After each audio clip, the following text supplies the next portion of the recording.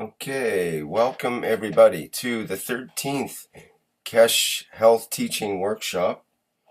And this workshop will be concerning the interaction between the eye and the thalamus. And Dr. Elia Kostova will give us a description of the eye in a medical way and take us on a visual tour of the eye as we see what makes that up. And that'll be followed by a discussion with Mr. Kesh of the Kesh Foundation at the Spaceship Institute on how the eye interacts with the feeling part of the brain and the thalamus. Okay, let's go through now to the Spaceship Institute and speak with Dr. Elia Kostova. Are you there, Elia? Are we ready to go? Hello, everybody. Can you hear us? Yes, very well. Okay. Hello, it's me, Elia. It's nice to be with you and the third workshop of the health regarding the eye and connection the eye with thalamus. We start with the first slide.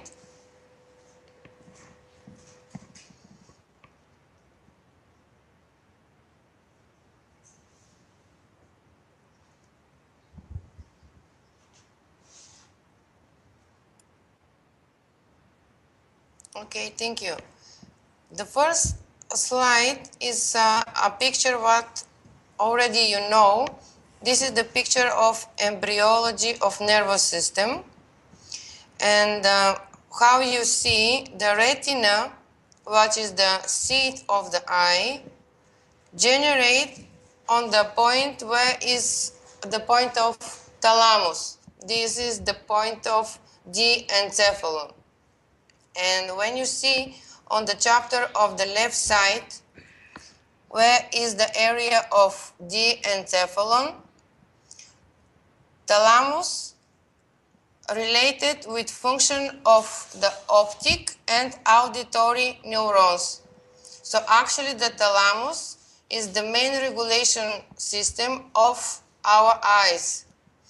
In the previous workshop, I mentioned to you that eyes and olfactory bulb, they are direct extension of our brain to environment. Actually, with them, we accept the fields directly from environment and transfer to our brain.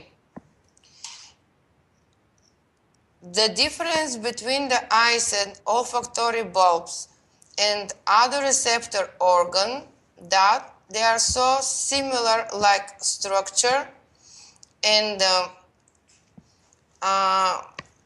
organization of the fields and cells inside of them, so similar like our brain. Other sensor organ, they are more individual and have priority in them function. Our eyes and olfactory bulb, they are directly connected with our brain, and the function of eyes is so similar to the function of our brain. They make one common composition. Okay, then we go to the next slide.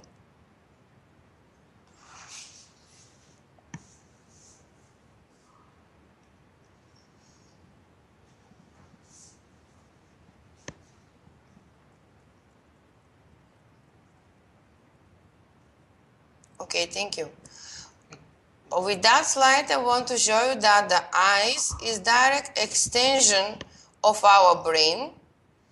And actually, the nervus opticus, you see like a white tube connecting between the brain and eye, generate from thalamus. The main nucleus from where start in innervation of our eyes is thalamus.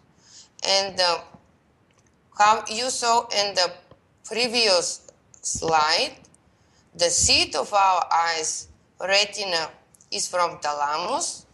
then the structure grow from inner side to outer side and organize different part of our sensor organ eye.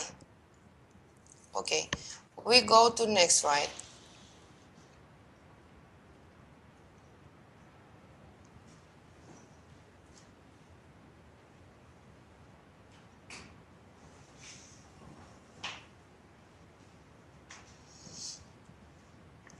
Thank you.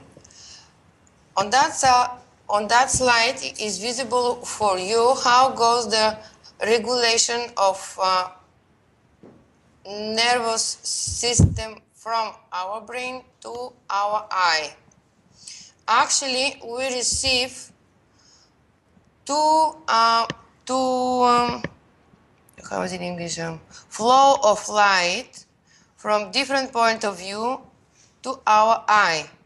They are triggering different part of our retina, and the signal from a retina goes through chiasma opticus. This is the crossroad of optic nerve, and actually the right eye give the signal to the left part of our brain through left thalamus, and the left eye transcend the signal from involvement through thalamus to the right part of our brain.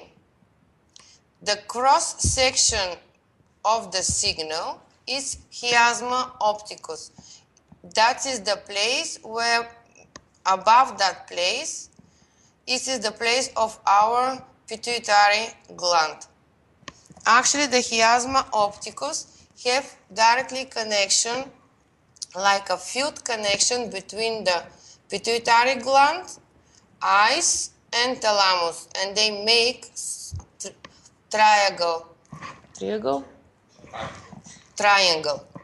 what is important in the structure of our brain. So just remember that the left eye gives the signal to the right side of our brain, and the right eye gives the signal to the left side of our brain. This is the main path, but actually we have additional paths, and they are directly to the similar part of the brain. On the right picture you see with green color from the left eye, left eye transform additional path with the signal to the similar part of the thalamus and the similar part of our brain, what is the left. And of the red line in the right eye, we have again an additional part of signals to the same part of our brain. And actually, that is happened because these two eyes, what we have, supposed to be one, but actually we have two, because the information from environment it's a lot, and the nature separate our eyes to two to be able to accept huge amount of information and to send to the brain, and the brain transcribe that information what eyes accept from our environment. They are actually like receptors for fields from environments and transcend the information like a fields to our brain. Okay, next slide, please.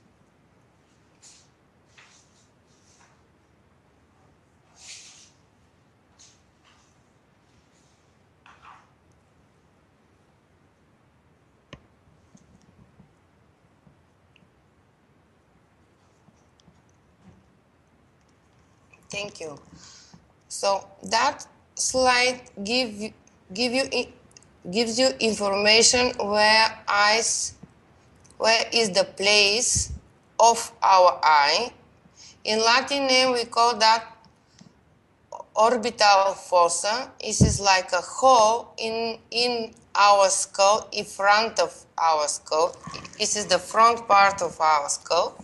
And regarding the the plasma technology, if you remember, that part of our skull belongs to emotional part of the brain. And actually, if you see how the eye is like a bow, situated in one half, and to not be in touch directly with bone, we have first fat tissue. And that fat tissue makes sure that the ball will be safe inside. Actually, the whole of bone make some kind of core.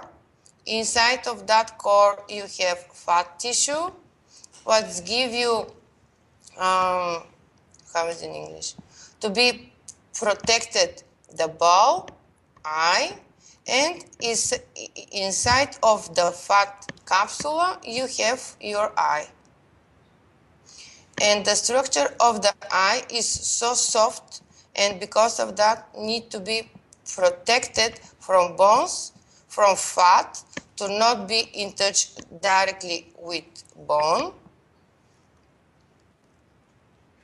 On the upper side, you see is like a small clothes organized in structure. This is our lacrimal gland. And through the lacrimal ducts, that gland have a function to make a moist around the eyes. And on that sense, it is again protective system of our analyzer to not become a dry. And also, you know that the water is a conductor, so through the water, our eye is more easy to accept the fluids from environment. And because of that, our eyes, they're all the time moist, they are not dry. And if they become dry, this starts to have a difficulty in vision and accepting the fluids from environment. Okay, around the eyes, which they're supposed to move, we move our eyes, actually is nearly of the, on the half of the sphere, like parameter, and that is because we have several muscles where they are supporting the movement of our eye. And the muscles, they're connected with bulb of the eye on the top and on the bottom area, and left and right. They are the striate muscles, and also we have the muscles we connect the different corners of the eyes, and we call that like a diagonal muscles. All these muscles organize with them a retraction and extension, different movement of our eye. And actually, it's interesting why we need to move our eye. We need to move our eye just to accept different kind of fields. In that movement, we organize the acceptance of the fields. That is the muscles which is around the eye. Also, we have muscles inside of the eye. And they organize the how much to be wide or narrow our iris. This is hole, and through that hole, our eye accepts directly light inside. Okay, next slide, please.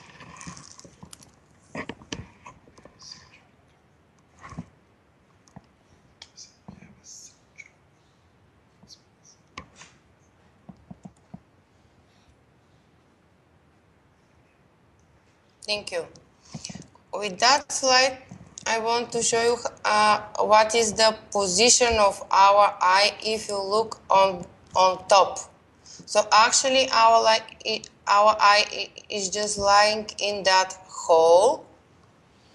So optic nerve comes from the brain, connected with the specific place of our eye. It is like a pole. And if you accept our papilla and iris and papilla in the middle like a south pole, so that part of the eyes will be our north pole. So from south pole we accept the fields inside, and from the north pole we release the fields through the optic nerve to thalamus. And how much is wide or narrow our pupil, that much of light we accept in our eyes. So the contraction of the pupil just organize the different fields which we are able to accept from environment. Actually, we differentiate with our eyes, which one field we need to accept. Okay, next slide, please.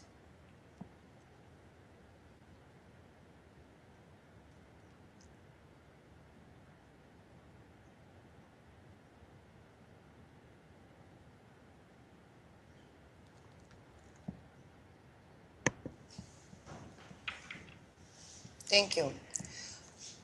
So how you see our eyes have a shape of bulb, and how I told you we have the south pole and the north pole is the same shape like a planet Earth. Have also the equator in the middle. From the beginning you have a hole, our south pole pupil. Then we have a iris. Inside of the iris, this is the inner muscles which regulate the diameter of pupil, and in Latin language we call ciliary muscles. And then you see it is all the bulb is covered of one layer of vessels and nerves, and we call choroid layer of eye. This is actually inner layer of our eye. Outer layer is sclera. It's made from connective tissue. On the right side, you see that we have actually a space between the iris. In front of the iris, we have a shielding from cornea. This is like a window. So cornea just cover the whole our pupil. And then after pupil and ciliary muscles, we have again small space and come the lens. Lens is organ who transcribe the fields and transcend them to the next part of our eyes, which is actually liquid inside of our eyes. So the fields just slow down the speed to all the system and finally reach our retina and trigger the different cells in our retina. Our retina contains different kind of cells regarding which one color they consist inside. It means each cell regarding the color what have inside accept different strength of fields. And then these cells organize the nerve impulse and transcend to the thalamus and other part of our brain.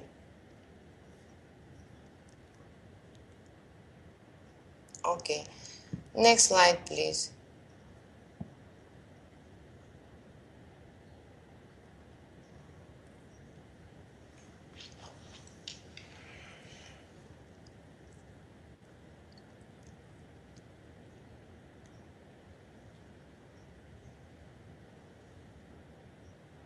Thank you. That is the cross section of eye. This is the same structure,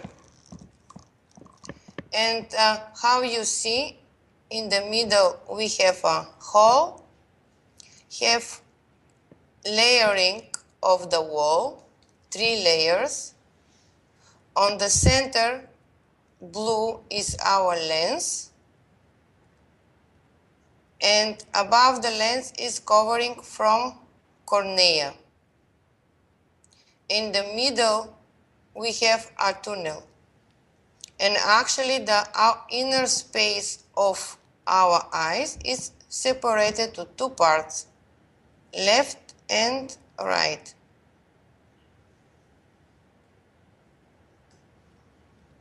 So from that slide, I think for everyone is visible that our eyes have exactly the shape of planet Earth and also of the shape of reactor, what Mr. Cash and after that Armen built it. So you have South Pole is our pupil, North Pole is the point from where start the nervus opticus, and in the Latin language we call macula, that point. Okay, next slide please.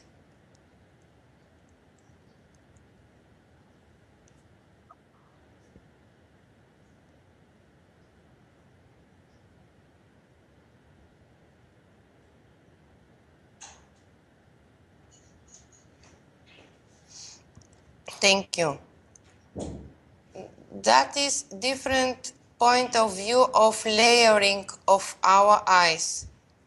So how you see, we have 3 layers of the wall of our eyes, and the reactor also have 3 layers. The outer layer is white, the middle is red, and the inner is like yellow for you here. So the right picture, it's again give you layering of the wall.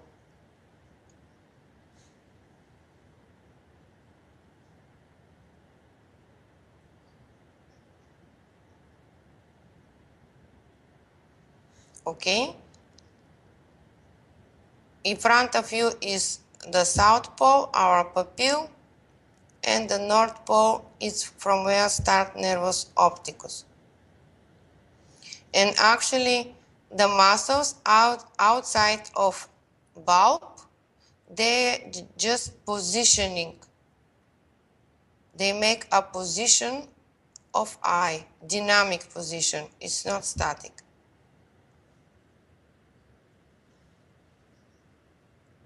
Okay, next slide, please.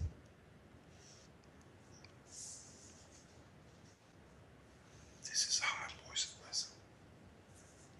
This is how they notice like this is how they every day. Thank you. So, it's again slide where you are able to see the layering, and actually the outer layer, how you see this is white color, and the main structure is connective tissue, and actually it's full of CU2. So the first layer of our eyes is CU2 in the plasmatic gun state. Inner part is choroidal part, what is the contained vessels in nerve, and that is actually transition matter. Please, Rick, show the picture of the reactor of Mr. Cash, different kind of matters.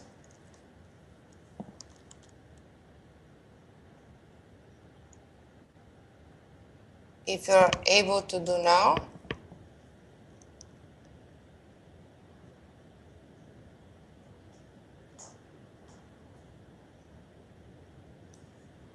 Yeah. So we have transitional matter between the outer layer and inner layer.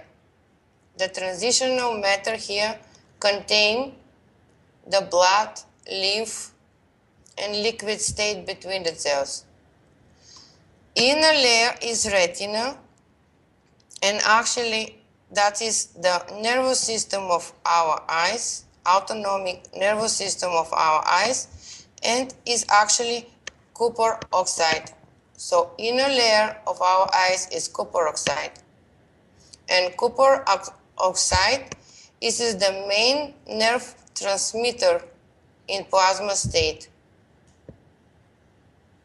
And when we accept the fields through light from south pole our pupil and slow down the speed through lens and liquid state inside of eye with autochtonic nervous system copper oxide retina, we transform the fields and transcend them to macula. Macula is point from where start nervus opticus. And actually macula, what we call macula, is the point which accept the result of the transcribed fields and transcend to the thalamus. It is somehow is triggering the uvula on the same way. Okay, so we have transitional matter, our inner layer in the eye containing the vessels and nerves. Principal matter is inside of the whole of eye. When we accept the light, and the light starts to make a trace the road during the liquid state of the eye in the middle of the bulb of our eye starts to organize the principal matter, and then that principal matter organize new conditions and transcend to through the macula, nervus opticus to thalamus.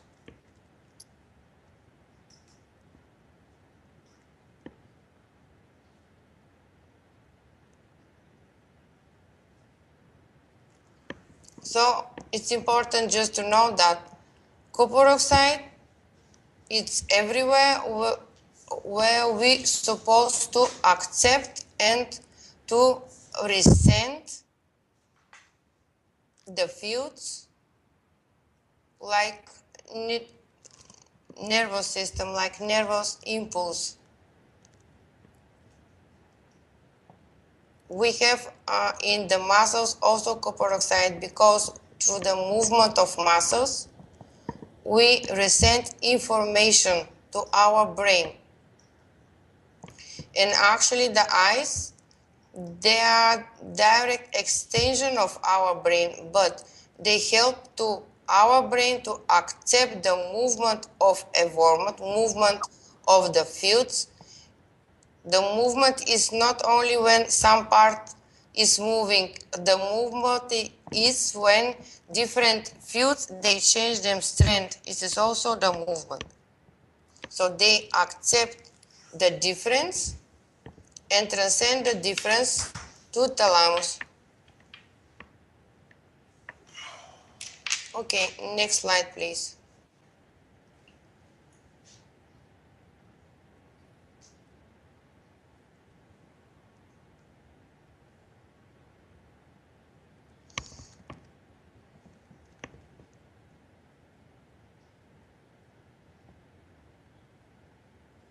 Thank you. So that slide and the pictures, it is so similar to the pictures of inner earth. And I know most of you are familiar with that. And it's again, I just want to show how it's the layering of the wall. Inside, everything what is for you yellow, and the red is in the right side of the picture is some kind of purple is the liquid inside. And the center is macula, just it's written macula. That point is like our uvula, and the nervous impulse, which is transforming from copper oxide and retinal cells, is like acceptor point. That macula accept all the fields and transcend through nervus opticus. And again, you see, you have pupil, our south pole, and the north pole is in the place of macula.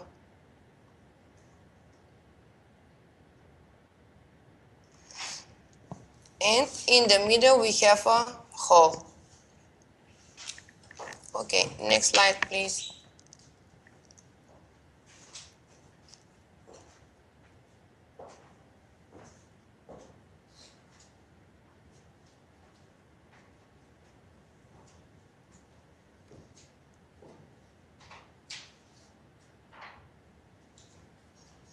Thank you. Next slide.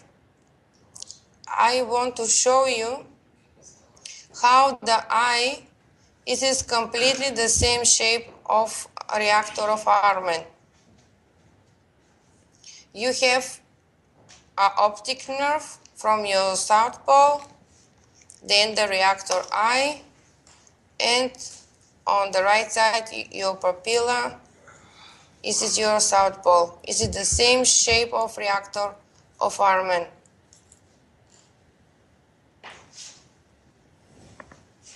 Okay, next slide, please.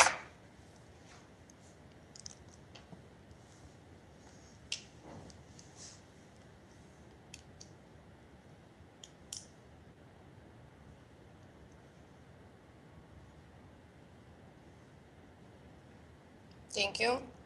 That slide, it's again to be visible for you that the eye have the shape of reactor, the same structure. So the brain just have two receptor reactor to be able to accept the field from outer and to transform to inner part. And also our eye there placed on the skull where the emotional part of the brain, what is mean they accept the fields and also they emit the fields. So they generate in them the fields. They transcend the fields from thalamus to evomat, but also they generate inside the fields. Okay, next slide, please.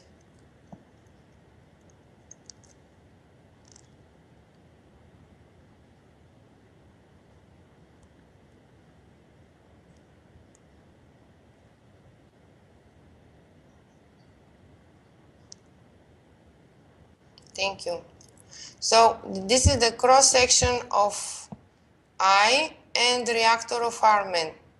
You see the reactor of Arman in the middle have somehow, how you call this in the reactor? Pin. Is it central pin? It is actually the macula of eye. So the central pin, the central core just accept information and transcend.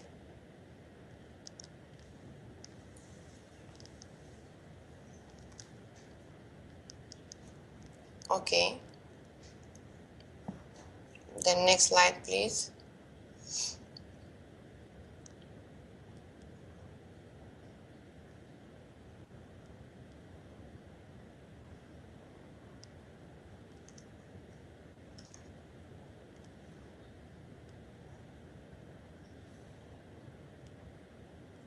Thank you. So if you remember when we speak about the star formation in chest connected with the with the main core reactor, our brain. The same we have in that small reactor, our eye. we have the left and right part. This is like the shape of our lung. The same like shape of our lung. And then in the middle you have macula, which is generating and transcending the impulse. This is autochtonic nervous system of retina. In the same way our heart have autochtonic nervous system.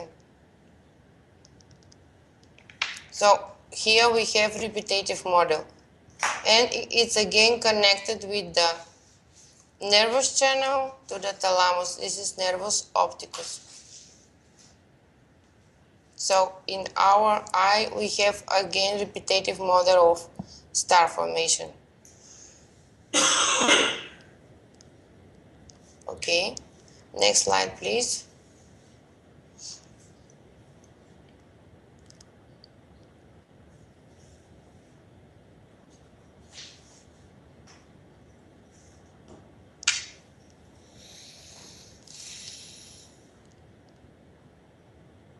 Thank you.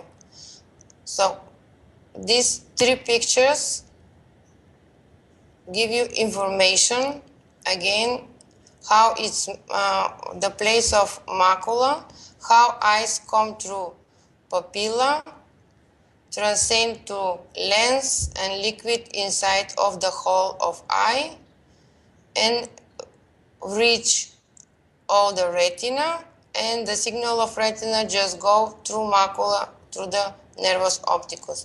On the right side, you see one bright red halo. This is the place of macula.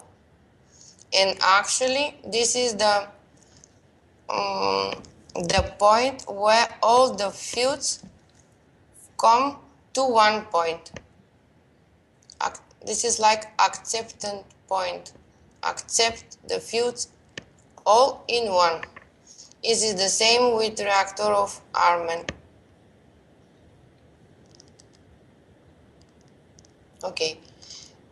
So how you see our eye is so complicated model, but repetitive model of star formation in one hand, and itself is a reactor for plasmatic fields, which is able to transcend and to emit the fields and generate the fields itself. Okay, that's it for my side. If someone have a question, if not, I will give microphone to Mr. Cash for next explanations.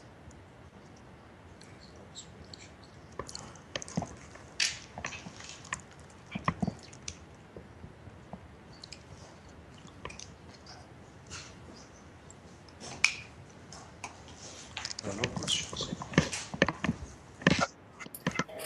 Thank you, Elia. That was amazing. Another tour through the body. I have a question about the eye. Yes. I once hurt the. I hurt my eye. I had a small piece of metal embedded in. They had to remove it, and when they removed it, the doctor said that, well, she used a little sort of knife scoop thing and actually scooped out the substance of the cornea of my eye, scraped it right out, and said that that would heal over within a day or so, basically. That the cornea or the covering of the eye is able, that clear substance is able to actually heal itself. And I thought that was quite amazing. Can you say something about that?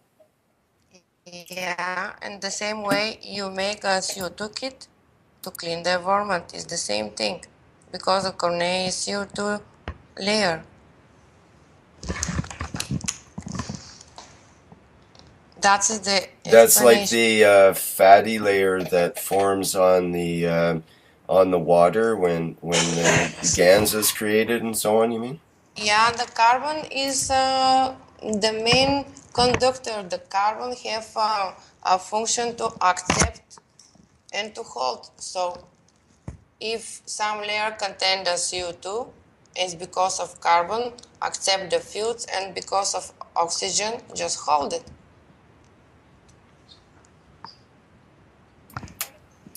Do you understand? Yeah, thank you. That's an interesting way to look at it. Yeah.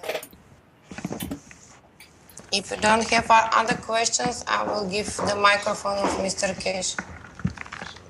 No, there's Okay. lots of questions. If you could hold on. Okay, I'm waiting. Elia, could you just hold on? There is lots of questions. Yeah, okay. Thank you, Vince. Just made it back in time. I was listening on the live stream. Okay, so let's just go back. What does it mean when the optic nerve is degenerating? Is it falling apart, or is the carbon structure changed to diamond?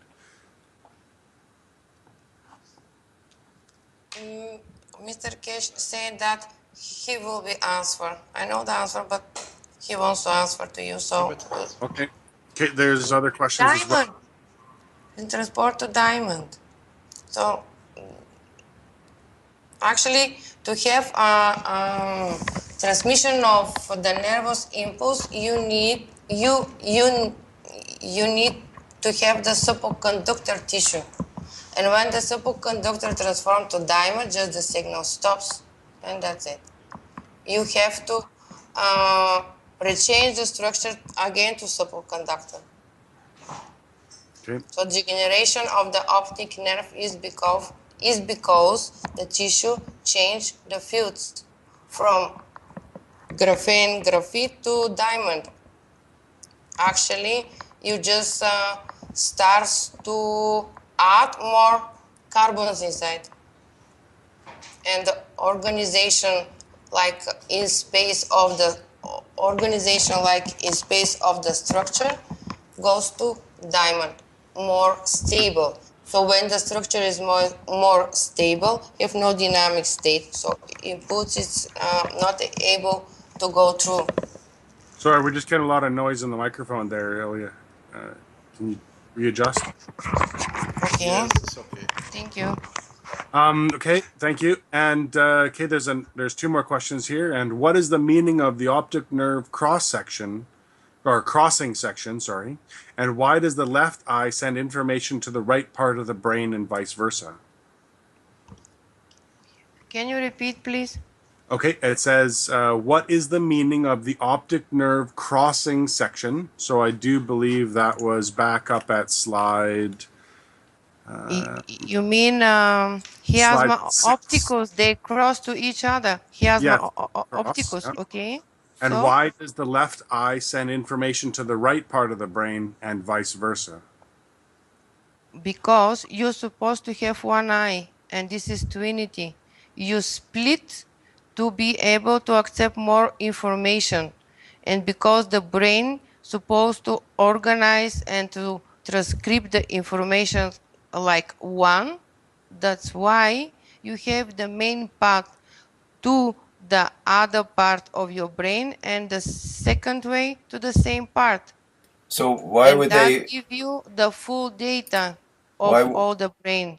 But why do they cross? That seems strange to me. Why wouldn't they go directly into each side of the brain? It's a shorter route, you would think.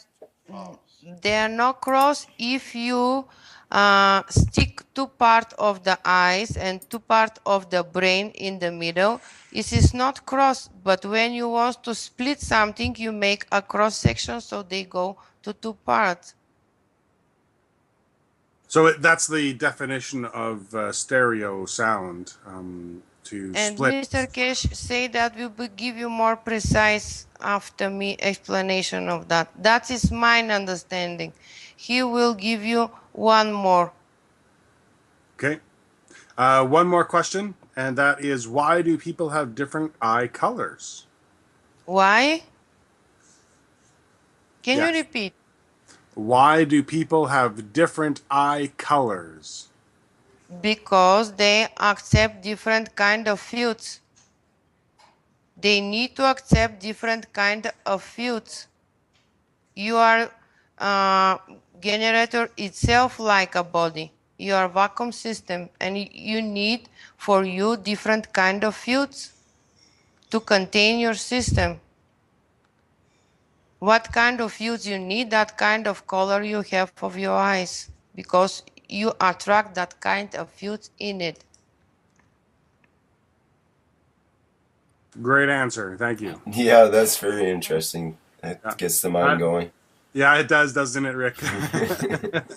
I can think of a lot of other questions to follow up on that, but I'm sure that they'll be answered with Mr. Kesh. So Yeah. I think there's one other question I just seen here, and that's how come some peoples have slit-formed pupils instead of round ones? And does that make a difference beside the look?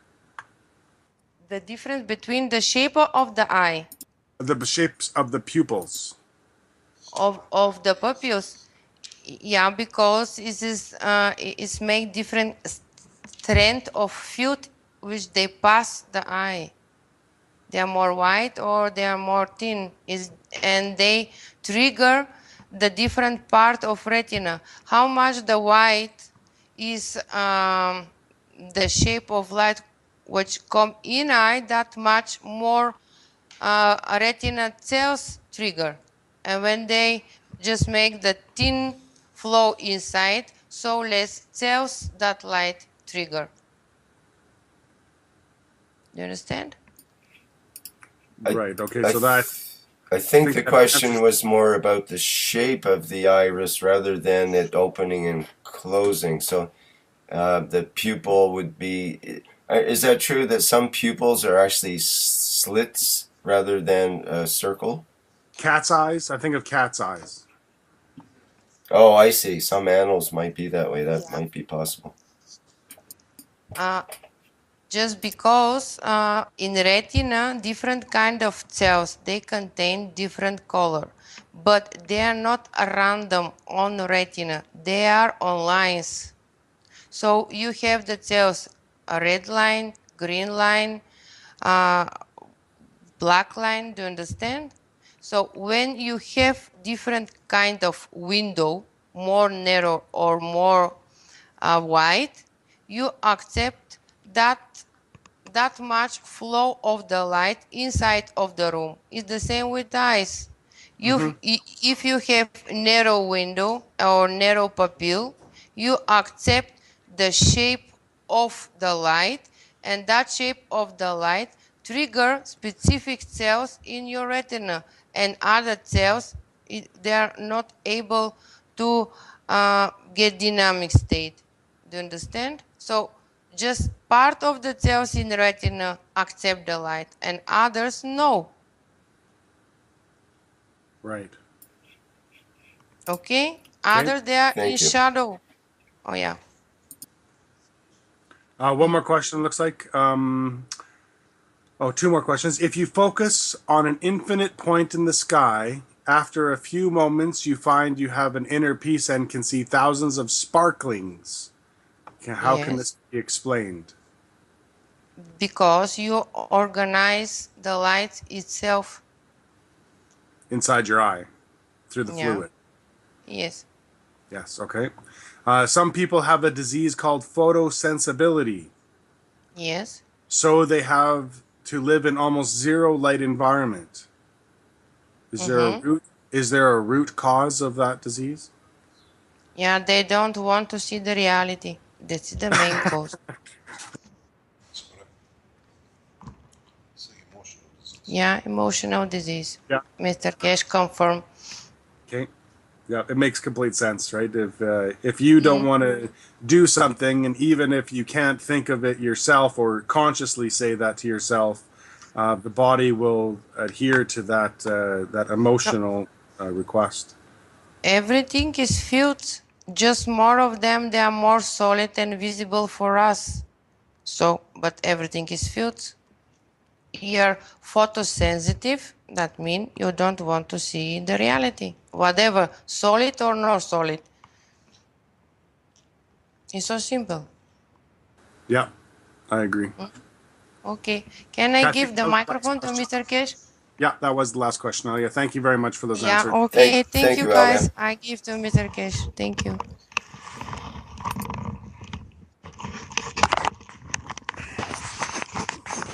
Thank you very much, Dr. Elia. You got to understand that more and more we let Dr. Elliot take over the teaching on the health side. And I try to sit back and learn more than teach. The knowledge is vast and she carries most of the knowledge. It's just, as I always said, it's like a beautiful flower. You have a rose, but till you trim it, till it shows the beauty. So she's coming up, and in time she will be the only teacher on this table with the health section. She has understood the concept and she can explain it in much easier way. A couple of questions you raised is the fact that, for example, why people don't want to see. As you know, we have had a case some time ago in Belgium where the girl became blind on a flight from South America. And the people of the Keshe Foundation in Belgium know her. And she attended one of the presentations. And I asked her to attend the second meeting with us because I said to her, I can give you a sight back. She was shocked. She was already blind for about 2 years or so. And I asked her to come in a dark room, and the system we have, I placed behind her head just by hand. And she said she can see. But I said, it's your decision. Do you want your sight back? And she's a student graduate school in the university. She must be graduated by now from the university. She said, no, I don't want my sight back. To me and the people in the room was in a way a shock afterwards, that why somebody who's given a gift of sight does not want to see. It was a lot of soul searching. And then when you understand that eye is part of the emotional part of the brain and it's actually created at the same time, it's the only part of the body of the man which is created at the same time as the brain. The emotional part of the brain. It gave me a very clear indication. She was looking for attention. In having sight, she will not get that attention which was missing from her father and mother. And by going blind, she was getting the attention from public. And that was enough. That was what she was reaching for. So, people, we think the eye is just a point where we receive information. But in fact, through eye, we explain our emotions. We send more information out than we receive. It's very much the same process as the ears. Ears transfer the fields from the physical part of the brain and partially the emotion, but the eye does the reverse, transfers the fields of the emotion and not through the physicality. And this is very important. Through eyes, we love, we give love, we care love. We don't do that through our ears. When we love something, we adore a person, we look them in the eye, we look at them and we enjoy seeing them. And with looking, we send the information back. That's how we feel. And it's for the receiver to understand what is being sent. So the eyes are the inner look into the soul of the man. If you look at the operation of the eye, now that Dr. Aliya has opened it up, is a copy of your GANS reactors. Now maybe you understand why from the beginning we left and we aimed for CO2 and copper oxide. The liquid inside is the same water as you have. Some of you have been washing your salt with your copper oxide and the CO2 from the salt. But some who haven't have reached a different result. In the eye, there is a slight kind of salt which allows the transfer of any kind of energy at the level which is absorbed by the muscle tissue copper oxide to be absorbed. This is the limitation of the man into the sight of the universe. What does this mean?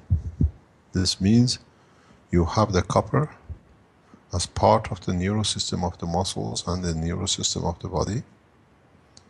And then you have the water. The water in the eye is exactly what we explained before, even yesterday. Is in a GANS state connection line. And now the tissues of the eye, the copper oxide of the eye, is in the GANS state. And then you have the CO2 state in the background. This is why your CO2 is white in color. It's the same color as your eye. The same color near enough of the brain because it's emotionally connected. Connection of the information through emotion is much faster than the connection of the information through physical part. So it's so important that the information sent out is so rapid and so instantaneous that the body itself has chosen part of its self structure, which is the CO2. There are those who have only the white eye. They don't have nothing else. The eye is totally white. These people can see. The knowledge is with us. We have tested one of the richest families in Saudi Arabia about 5 years ago. People who listen to this program, they carried the system to Emirates to be handed over. And within weeks, the girl could see at the age of 13, never seen anything. She could see black, red, and green. But again, she decided she does not want to see because it was too horrible to see. And as we see in the same position, emotion was more important to get care that she could see, and then she wouldn't get attention.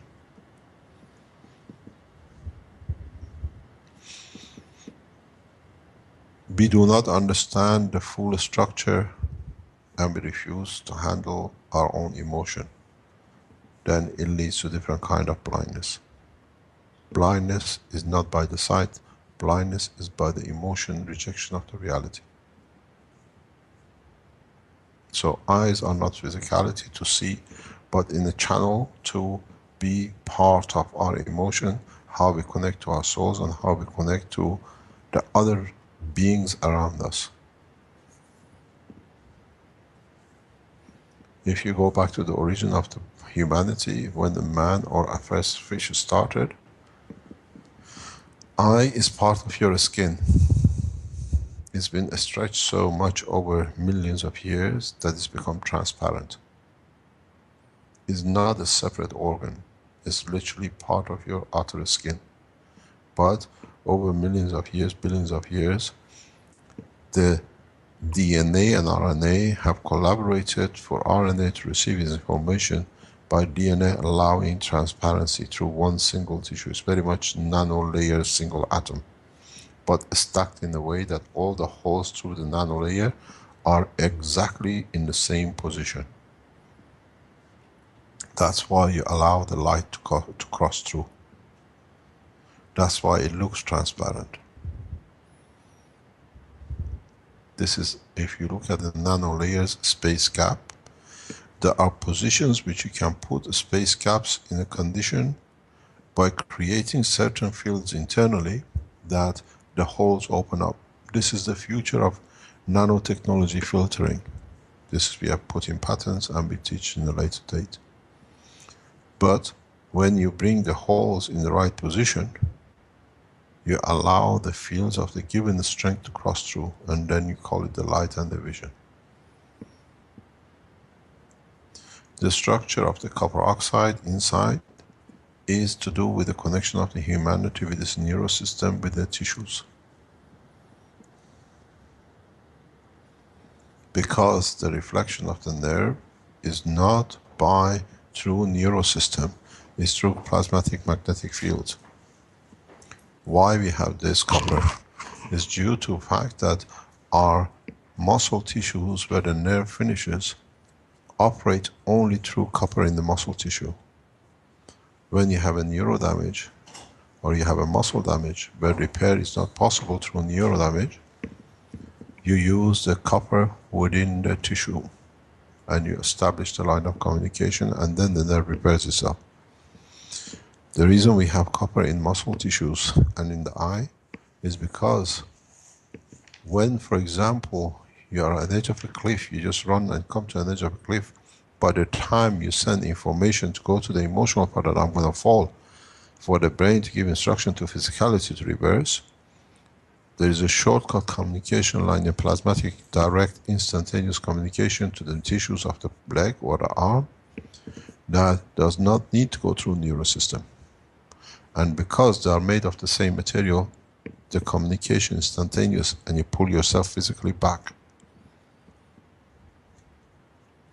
If that information, or there is a certain neuro damages which is too late, that's the time when you fall off the cliff.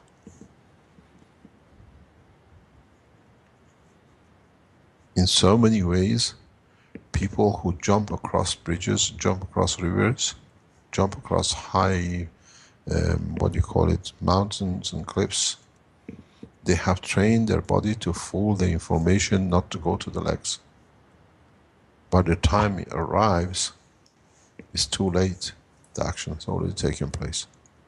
And that's what I always say. Only 20% of the information goes through the neural system. 80% is through plasmatic gravitational magnetic field of entities. And because the layers inside the body are made of gans state of matter. If you understood the structure of the eye, the way it's set up, now you can build telescopes to see the deepest part of the universe. You decide the gap in between the nano layers. This is how in the future we look ahead of the distance we travel, even we travel thousands of times speed of light. The realigning of nano layers in the structure of the copper oxide gives us that availability of no electronic system detection and vision. These are the future space technology which has to be developed in the coming months and years as we go into space. We can't stop and open the door and look what's outside because we go too fast. Nano layers on the structure of the copper oxide is one of the easiest ways in the GANS state to create a non-dimensional vision detection. It's one of the easiest ways. If you can create nano fabrics which are still in the nano layers, you will have invisible vision where you detect without being detected because you're still in the nano layer. These are part of the teachings of the body comes in the future for communication. And if you understood this, and in what we said all the time in the past, we give you, by controlling the nano gates parameters and the strength, allow you, or you're allowed to look into the distance and to the environment which you are not used to, and you see the future. Or you see the entities which you've never seen before. It's very much like a peeping hole. You open a little gap, you see a little more, and as they open the full gap, you see through the peeping hole. Now the peeping hole gap opening is that we understand the gas properties of the material is dictated by the gap. And as the gap is magnetic field controlled as a plasma, now you decide what plasma you want to allow it to go through. Now, for the first time, maybe those who were wondering that, like the telephone calls, they'll receive food through the phone, then we set our phone, how we are going to show the presence of a person or entity which you have not seen before. We created a plasmatic condition which creates the magnetic field gap, which allows you to see what you could not see. So, Mr. Kat, This is the yes. I think this came up a while ago in the plasma group meeting, where we were talking about having glasses that have GANs on them and looking through that. So that is actually a reality, and just being able to control the gap in between the GANs will give us that the gravitational field forces that we're looking for, as in looking for Yeah, sight. in a way, yes, but the the opportunity which you have now is by choosing different materials, gases, you dictate the size of the gap, and you dictate the strength of the gap, and you dictate the strength of the rays which you allow to go through it. When I said a few weeks ago, we'll make presence the soul of, bless his name, Christ, people thought it was a joke. Now you understand how. Do not forget there is something very important. Those who have not understood the principle of Christianity never understood or denied the truth. Amongst human race, there is a daughter of Christ, she came to south of France. And that blood is running in Western Europe.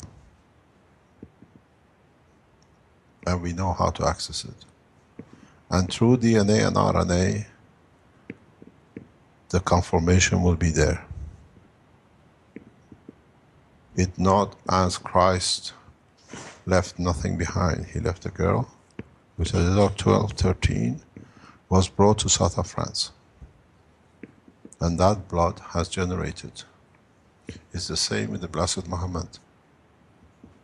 His children and grandchildren live amongst Iranians as part of the blood of Iran. So it's not very hard to be able to achieve and reach the soul of these. This is the reality of the new knowledge. Then no man needs to be killed just because they draw the picture of a prophet. It was his wish because he understood why his image was misused or shall be misused, and he did not allow the misuse, bless his name. Now you have the vision to see, and as you carry the eye of your father and grandfather and the color of the skin of your forefathers, your RNA carries all the information the same. Now we managed to open it at the length which it is, using the same knowledge and technology. Now you should be able to see in the coming times the time of the past.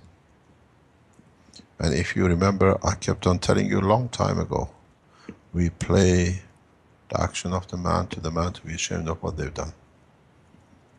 Now slowly you understand more. The way man has managed to open RNA through the same technology of gapping, we open the magnetic field strength of the RNA and not DNA. And that is a huge, huge information bank. We all see, because our forefathers been present, because they've seen it with their own eyes, what happened and who was just and who was not, and exactly what happened.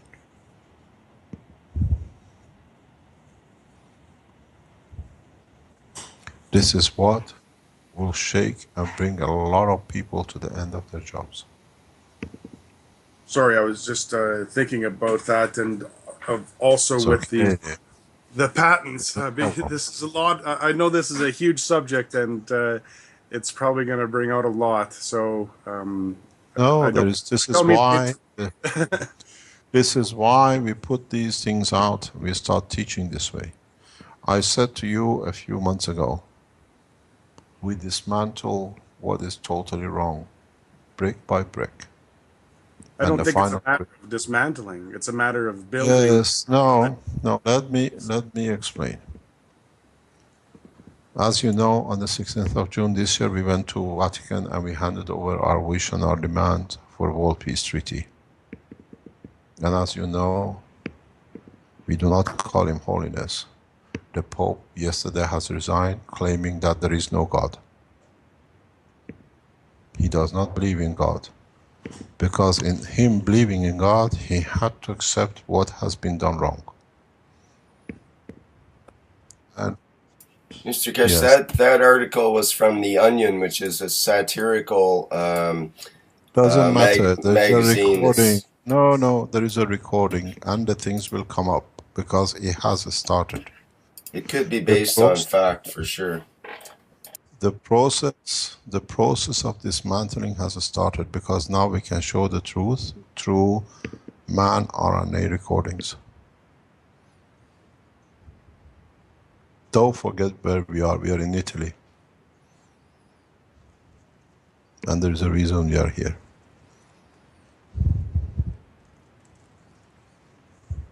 They got to understand. People were waiting for aliens to show movies, but in fact, the RNA carries the whole information of the history of man. Now, slowly, through the eyes, through this process, we allow it to open up. RNA research will become more important than DNA research. With better tools. Better tools. You are part of it. You are building that tool.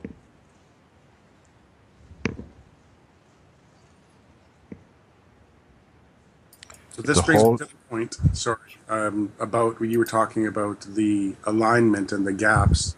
When in the patent you were talking about aligning the different plasma fields to make a projection screen, let's call it, wherever you are. That actually is a reality because that's the way our eyes work. You see, somebody asked questions why the two half of the greens are on one side and two half of the reds are on the other side. And why they connect to one side of the brain and not straight to the other side. This is all to do in what we perceive to be correct and what we want to accept or react to. Most of you which have built reactors as two halves will have this dilemma, but the problem with your reactors is that the two halves sits right in the middle.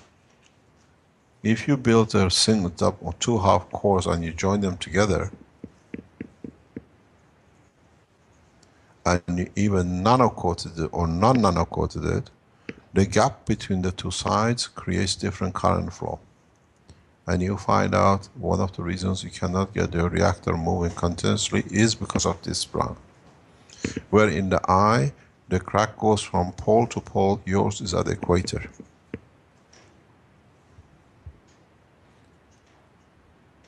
This is the difference, this is the time. You have loaded your reactor with CO2 and then with copper oxide. And then here in the center, Armand and Mark are working and talking in loading of the 3 layers. We will see the first visionable systems where the CH3 will force the CO2 in the middle and copper oxide will sit outside with the water. We create a different dimension and the visions will be different. This is why I kept on saying pray for your reactors. And why, like Armand and Marco, you carry the CO2 key in your pocket. You connect it through your skin tissue to your eyes, to your soul. That's why they carry it. If we explain it, then they don't understand. Maybe they understand why they carry it and how they control it.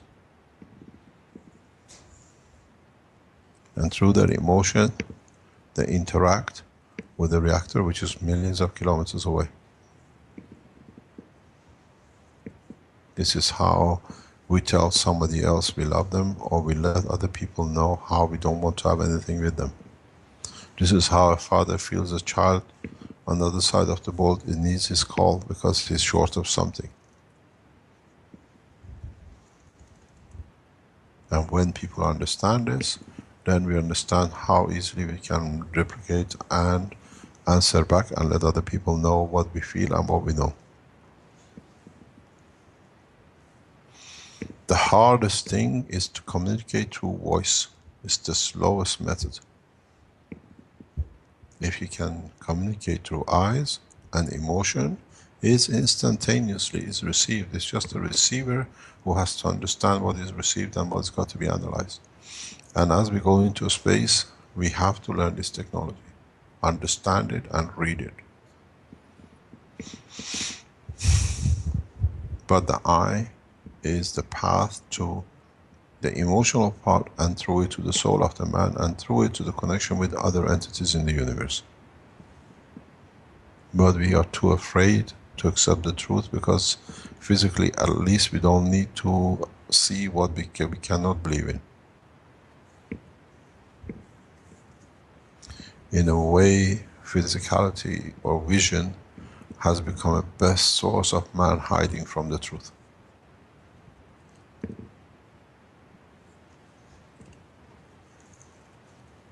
Any question?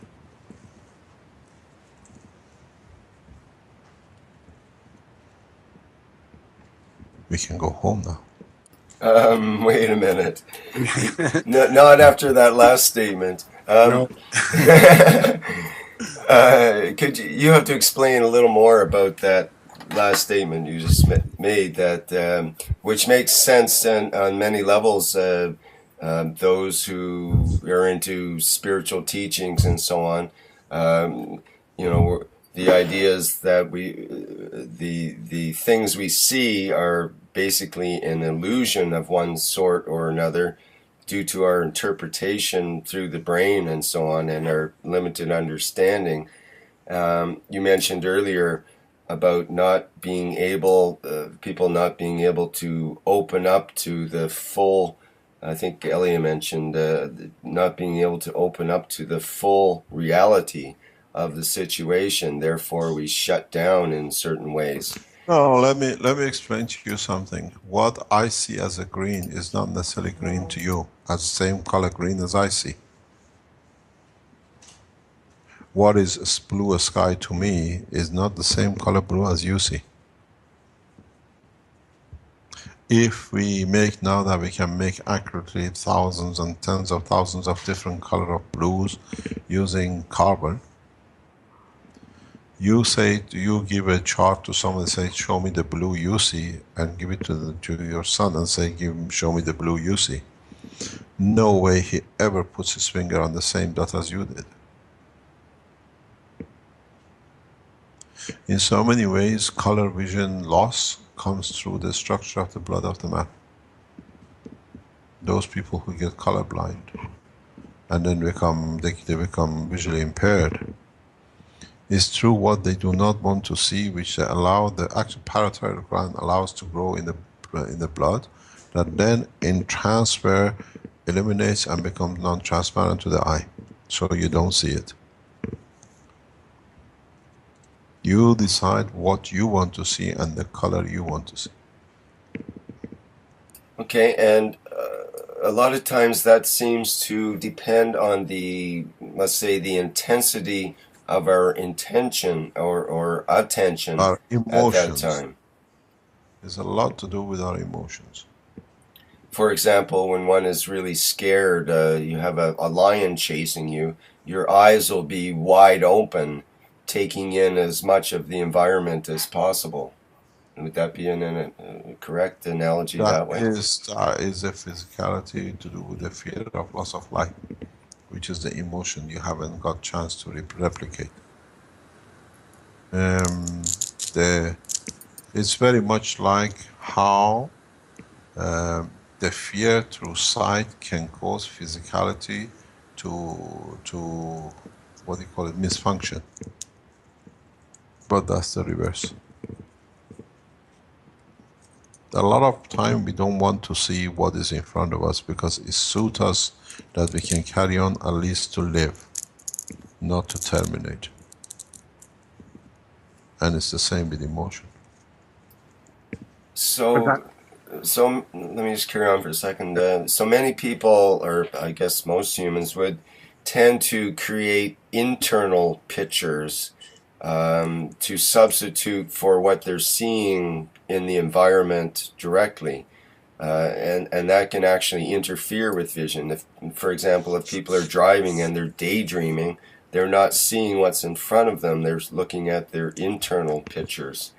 Can you talk about that a little bit, perhaps? It's just that's a physicality. How we see emotions affecting the. Which you look at the eye as a physical, what do you call it, window into the world of physicality. To me, it doesn't work that way. And this is one of the things which causes a lot of problem between me and a lot of people. They think you don't see through their behavior. But you see, but what can you do? You want to go and batter everyone, what you see and who they are and what they are. So you got to teach yourself to see through the soul, through the eye. Ignoring it does not mean you don't see it. It's just that's the way it has to be. Otherwise you disturb too much. A lot of people who are very close to a lot of people see the problem, see the fault. But if you try to change every fault, then you don't have any time to do anything else. But you see the soul. And when I see people, I don't hardly see their physicality. Because to me, it's the essence, the way they look. The way they look at you, they give their sincerity, if they are what they are and how the soul behaves. And how you look and the way you put the line of the sight in respect to another soul, it shows your position in your life and in the realm of existence. Look at the way Japanese bend and they still look up with the eye. They don't bend all the way and put their eyes down. They're still looking up if the guy is going to do anything to them. Because when you bend, your line of sight and your soul becomes the same in one line. It's like the base reactor. And the one who stays higher dictates. Bending in front of somebody is the habit of the weak. And this is what we do. Is now you understand. Look at one of the pictures Dr. Elia put on with two eyes and a thalamus. They stay in one platform. When you bend, when you bow, the one who stands higher in front of you, which is thalamus stands higher, he becomes the head reactor. So he dictates. You are submissive by your own order. You find successful people always stand up and they don't bend. Because the thalamus dictates the position. Because the eyesight keeps the setting. Behavior of man is psychological through what he sees through his eyes, but he hides it in the back of his, what do you call it, thalamus and his soul.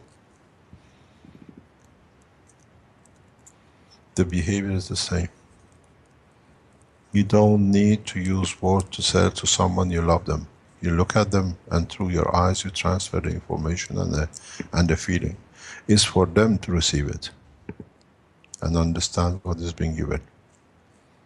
And the ones who are a thief by habit, they receive but they do not give back, but they do not know in receiving it they already have lost more because they had to do something with it. Sight has nothing to do with physicality, but the man is again physical. You receive information on the heavy side because you are on the matter level, so you go to the copper and you go lower.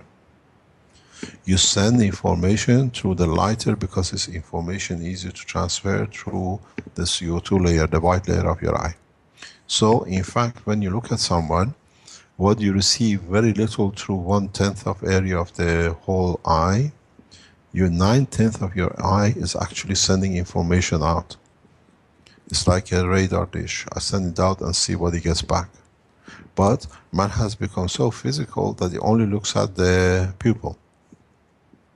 You want to understand the character of the man, how generous he is and how he thinks, or a woman, or what you're going to expect in your relationship with a woman or a man, look at the white of the eye, because that's what comes to you. This is what you're going to receive. The eye pupil, the little hole, It shows how much he's prepared to accept and to receive from you. That's why when we get surprised, the hole opens up. Because he wants to receive more, he cannot believe he can receive so much. That's why when we see children and we cuddle them, our eyes opens up, because they give freely.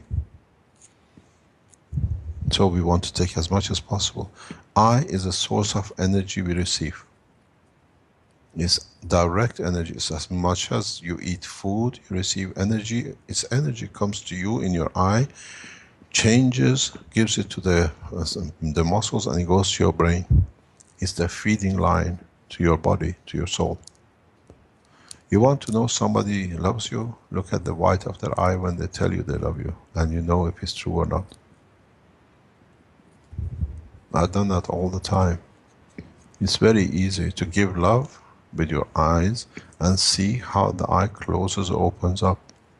It shows the lack of trust in them in respect to what they receive. Because they know they don't deserve it, or they don't understand it. It's like when you go over, we went to Belgium. Belgium says, why Belgium? Why have we brought this technology to Belgium? Because they knew the nature of the country. It's the same with us, with human beings. If you do not, you want to know the truth about a man, look him into the eye. If he shivers, it means he's a thief. If he stands and look back with you with a kind level, it means you found your match. You can trust 100%. I do this all the time. I meet people, in an instant I know what I have in my hand, and I've done that for years and years. You see through the soul of the man, you don't need to look in any other way. You tell a woman you love her in the eye, and you see if she's truthful or not in responding back. And you say the same thing to somebody who you love, and you call it whatever, and you find out how they respond back to you. You know where you stand in your marriage. But it's for them to understand you are not a fool, but you accept the condition. Because what you do, you transfer the energy somewhere else.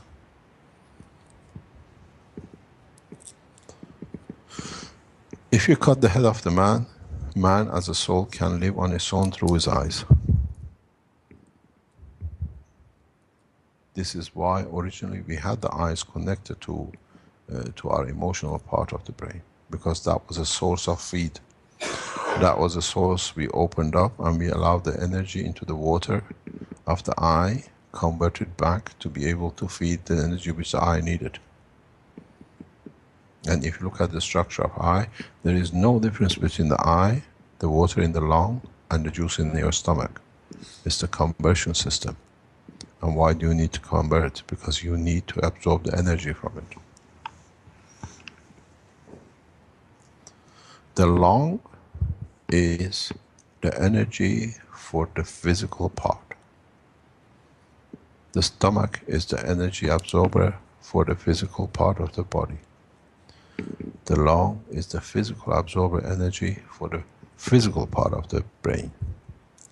And the eye is the energy absorber for the soul of the man in essence of his living. And that's how we became, that's why the minute the body is created, the two eyes come out, the retinas. It looks for energy, easy conversion. And this is exactly what man has not understood. And if you can support the soul through the eye, then you find a behavior which is correct and life lasts a long time.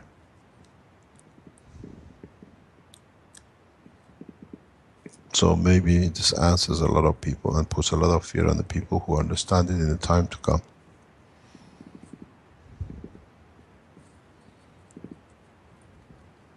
But at the same time, the body, the brain, the emotional part likes to give the information back in what I've received, what's my answer. So he uses the white. Then you understand what you got on your hand. You employ a person, look them in the eye and look at the white and tell them you want to employ them. And then you see the reaction in the white of their eyes. Then you know you've got an honest worker or not. You love a woman, you tell her in her face, you love her and you adore her, and see what she responds back to you. You know you got a cheat on your hand, or you got somebody who can be part of your life. This will not change. As I said, the heart is between physicality and emotionality, and after 3 years it falls out. The eye never tells a lie because it's part of your emotional part, and it stands always constant. It has no physicality change. The water in it stays constant, the coating of the copper oxide stays constant, the CO2 stays constant. There is no factor of change as such. Any other question? Yeah, we have the question from last week from Eric about the when a person swims under the water in a heavily chlorinated pool for a long time. I said that's physicality.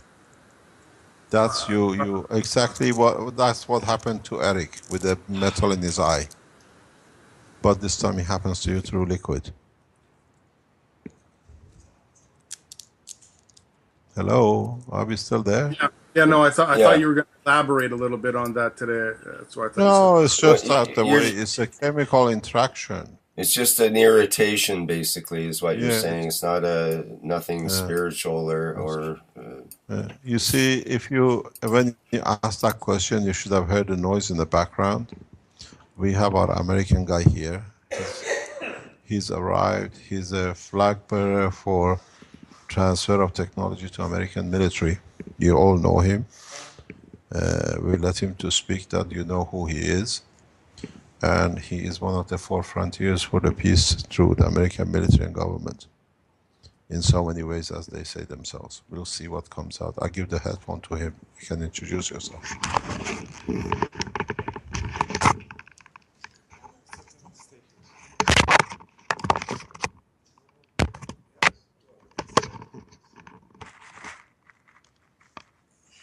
Hello? need to speak up there, Brett. Can you hear me, Vince? not too well. We need a little more volume there, closer to the microphone, perhaps. I think you need to reset that mic.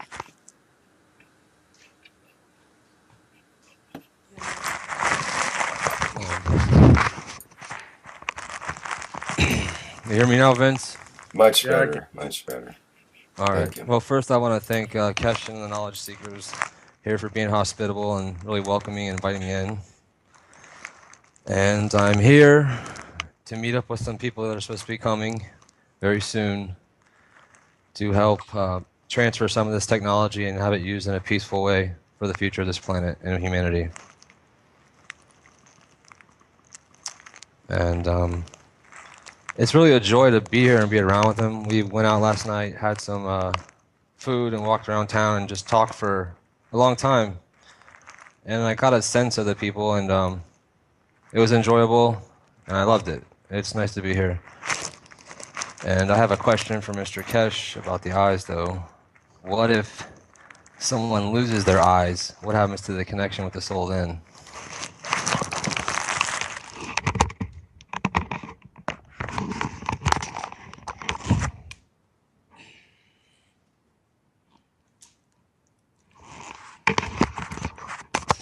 Can you hear me? Sorry, it takes. We have headphones which can move around. Nobody can talk on our behalf.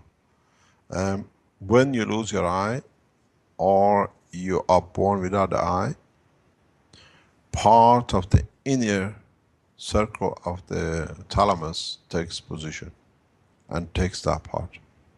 Blindness is not the physicality of the eye. And in so many ways, the information which is emotional is much stronger and it reaches the inner part, the thalamus itself, to transfer the information. You don't need, you find people who lose an eye, they become much more emotionally stable because now they have maybe one eye to see with, and then it cannot be lied to, is what they see. But when you don't have eyes, you're born without eyes, thalamus directly receives the information.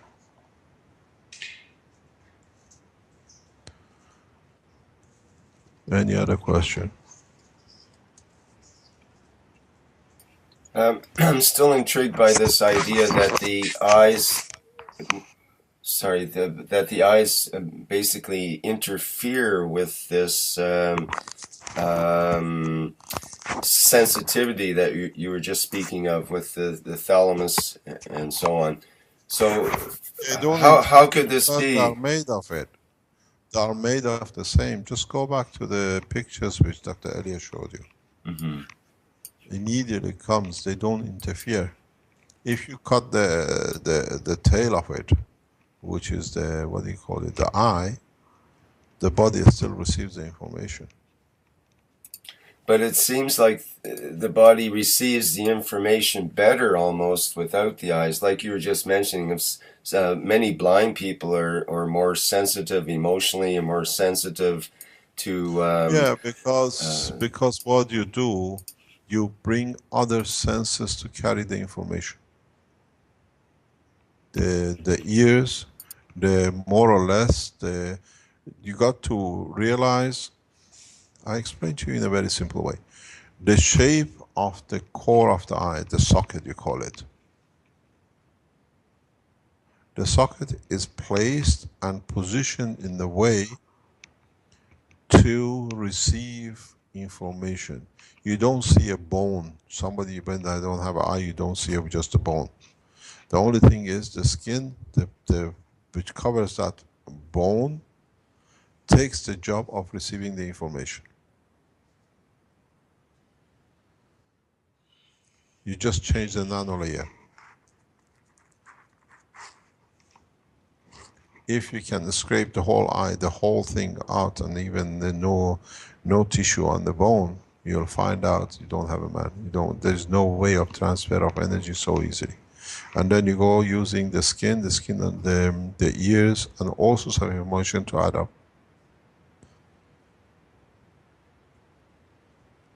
Because still the information will not be the same. Just what I explained a few minutes ago. Man did not need, and I've said this before, did not need the physicality. Physicality is the leech on top of an entity, what we call the emotional part. And that emotional part has already had its own energy source, which is the eye. Just because it's not there, we never thought of it, we never had the knowledge to have an insight to do. Very easy. I repeat it again. The structure of the stomach, the structure of the lung, the structure of the eye. All carry 3 liquids. And the liquids are for transfer of information or energy as information.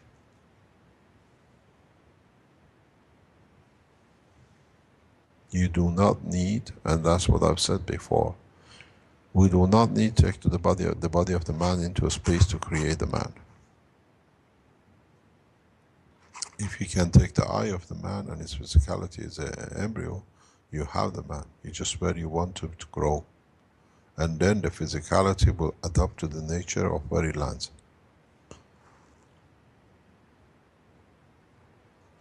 Us, we use the eyes to nourish or to send information and energy to the emotional part. Different creatures in the universe use exactly the same system, the same process, but in different ways. Mr. Kesh, do you think one day the technology that you speak of will be able to regrow a new eye? Or substitute in some other way, perhaps, that will still connect with the soul? Why not? Okay, that's a good answer. We have regrown a more complicated piece, which is a toe. 4 years ago, 5 years ago. If you put the right system into it, the information sits in your RNA. It rebuilds itself through DNA. You can regrow any part of the body, and now the knowledge goes further and further. I don't know if I explained to you yesterday, or I haven't. I explained to you now. that the Keshe Foundation has gone into full operation in bringing its health technical know-how and what are called the systems into operation worldwide usage. And till about 2 o'clock this morning, Dr. Elia and I were doing the first step for the first things to be manufactured, be dispatched in the next 2 to 4 weeks. We haven't just opened the CO2 now, the health section, and very soon, hopefully in January, the first systems for fibromyalgia can be put off the shelf. Everything is on the move. Keshe Foundation has got into a full production in collaboration with the Chinese. We've seen the success and the demand for CO2. We tried to reach at least 1 million a month at the beginning and further on to 10 million a month worldwide through collaboration of the Keshe Foundations around the world. You will see the changes which is coming. Now we don't talk. Now that we have opened the doors, we go full way. Yeah. So building a machine that when you are blind to see is inevitability of what is to come in the coming months.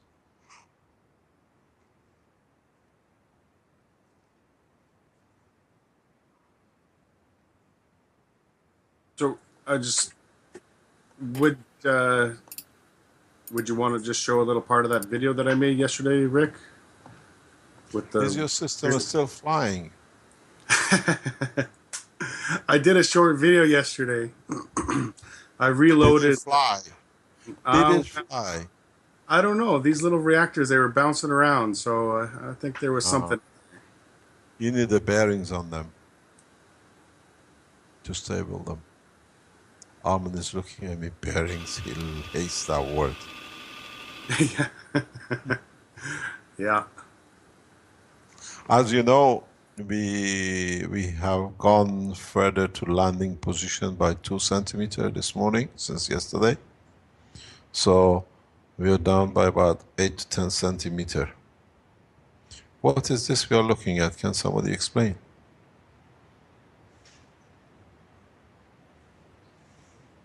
You're talking about my reactor. This is the. We have it up on live stream there now, Vince. It shows his reactor rotating at 2,500 RPM, filled with aluminum GANs and so on.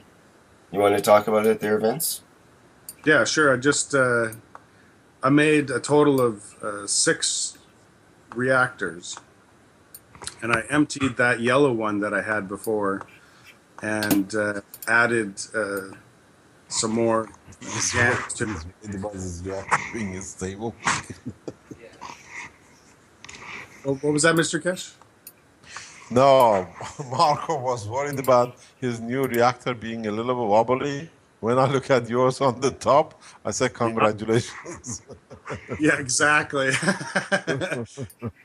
Well, so I emptied the yellow one, and I added some more AL GANs, and I also added CH3, and I mixed it all together, and I put it into the bottom 5 reactors in a kind of starship formation.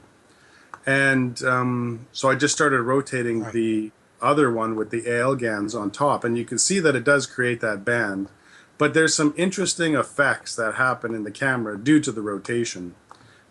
I just thought it was really interesting, and I thought I should get it out. But the other part is that the tube in the center of the reactor, there is the tube there. There is no air in this reactor, and yet this tube is still there. So it's still trying to show a confirmation that it's not just a mix of GANs that does it. There's only 3 milliliters of GANs in here, and it still creates the tube. So if you can see, there's a definite different type of formation on that ball there. first you can see the distortion due to the camera somehow, the timing on the camera frames or something, I guess, Vince, that it gives this strange distorted view of the reactor when it's going around. It's quite interesting, actually, a spiraling kind of effect. Exactly, because that's not visible. It's right. It's only in the camera. It doesn't answer us. Have you flown yet? No, haven't flown Are you yet. moving? Are you moving? Not yet. You're not vibrating? Oh yes, it's vibrating. The motors or the system? The systems below this reactor vibrate quite bad. So it's yeah. See if you Maybe due to the drill press vibrating or whatever. Yes. Yeah, but why your gases are settled at the bottom? Because they're I not guess I put rotating. the bottom. Oh, you said the reactors on 4 of them in one go. Yes, 4 of them exactly. disappeared. Exactly. I took it out to shake it up and to get the GANs to Back in. exactly. So I do put it back there, and you can see they're all just one little glued together. So they're really easy to take apart. This is more for testing to see if the GANs will make the band for when I do the other prototype, and just the reaction of balls at speed. So there's more of a test. I just wanted to make sure that I had seen some interesting things, and I wanted to show it.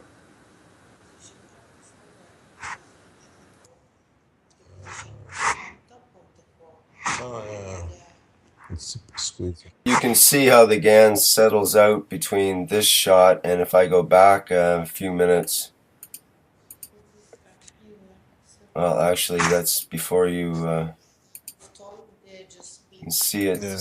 Then it's shaken up and then it settles out Yeah, but again. you see, it settles down. Look the way it settles. It forces. Ah, but it's 5 reactors.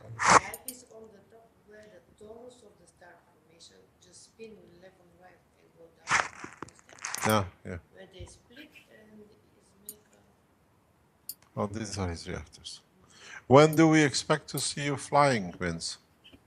Plan is still for lunch at Christmas. Moon or Jupiter? You pick. Mars is very popular this month. They just sent a rocket off. Vince was tuning into the launch just before the show today.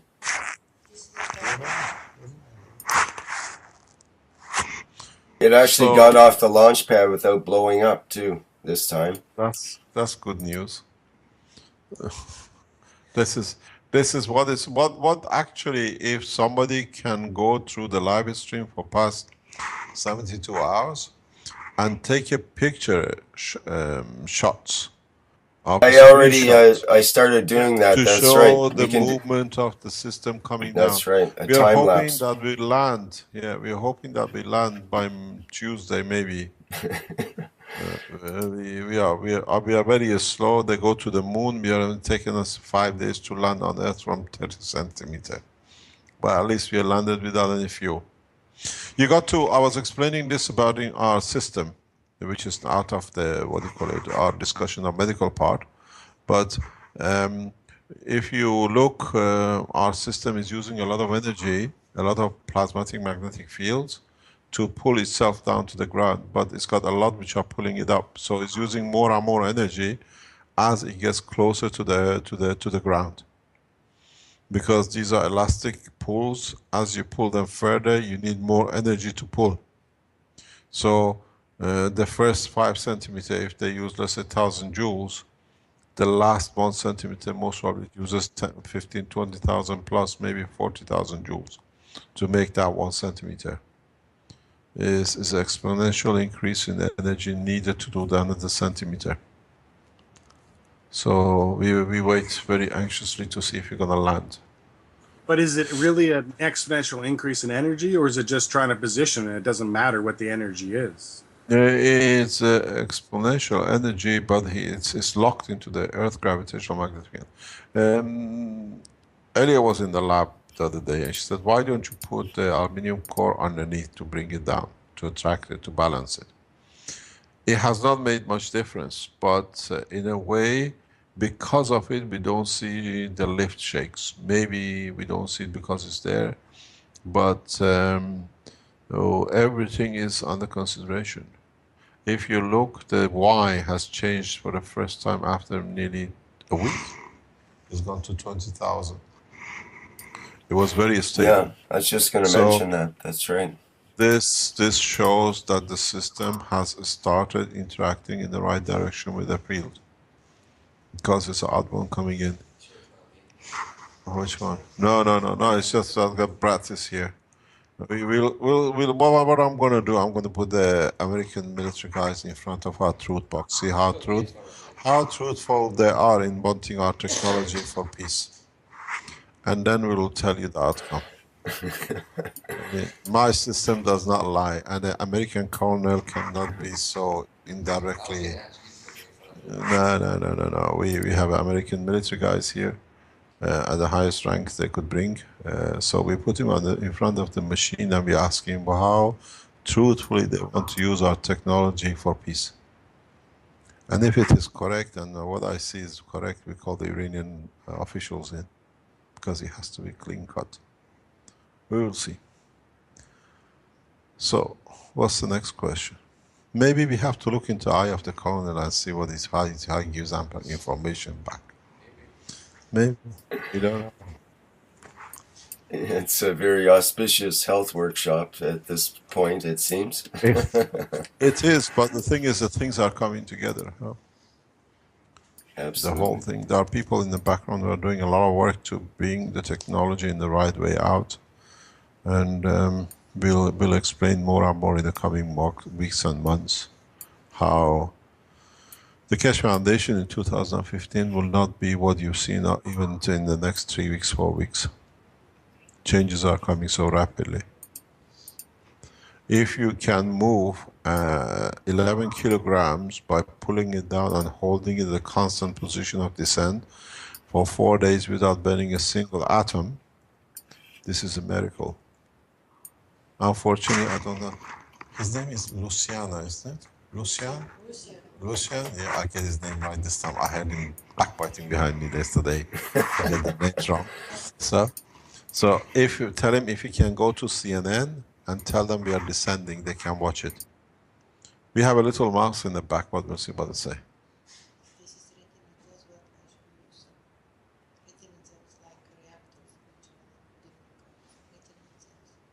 Oh, these are retinal cells which you see on the screen. Earlier, why don't you explain? Okay, you can speak in my head. You think women are hard? You haven't seen this one. She's a tough cookie. No, extremely tough cookie. Oh yeah, you laugh. We got to live with her every day. There's a saying, an old saying, that it takes a diamond to cut a diamond. So I think that's why you're delivered Elia. Actually, diamond doesn't cut a diamond. Copper cuts a diamond. That's true. You mentioned that. You mentioned that in a previous workshop, and I thought that was amazing. I wanted to look that up. Actually, that was interesting. In one of my old suits, I used to be as a hobby. I used to be a diamond dealer in large sizes, 2 carat, 10 carats, and most of the cut diamond. You don't cut a diamond with a diamond. To bring the beauty of a diamond out, you polish a diamond with the diamond dust. And we already have a diamond. She just needs a bit of dust to be polished, and then it'll be shining. I know Elia doesn't like it, but that's what it is. Right, there's always a bit of heat and friction generated by the grinding process, eh? Ah, there is no heat there. If you work with diamonds, there is no heat. You know, if you push a diamond through a certain current barrier, it becomes a conductor for, I think, 6 microseconds. This is one of the properties that when you put a current through a diamond, the energy in the lattice structure it goes to a point to flip over to graphite, but it goes back on again about 6 microseconds. We've done this test with a doctor from the beer diamond people in South Africa. in Belgium about 4 or 5 years ago. At that time, they were trying to assess the structure of the nano coating as a diamond structure.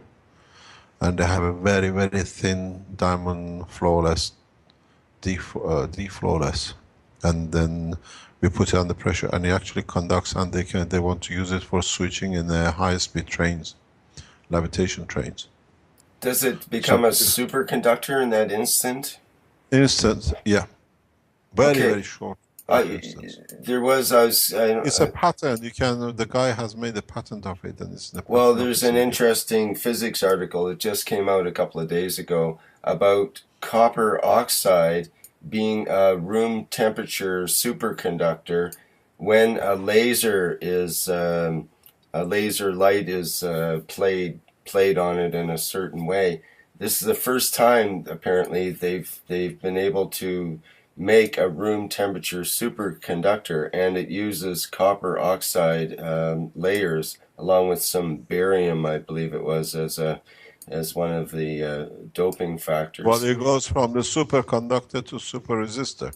Well, it's a superconductor, but here's the catch: is only for like a picosecond, a billionth, more than a billionth of a second. This is exactly how your eyes work. This is exactly how your eyes work. Because you saturate the energy gravitational magnetic field in the gap of between copper and oxygen and the next cell, and the gap fills up very quickly because the layers are not that thick. We have looked at this 5 years ago.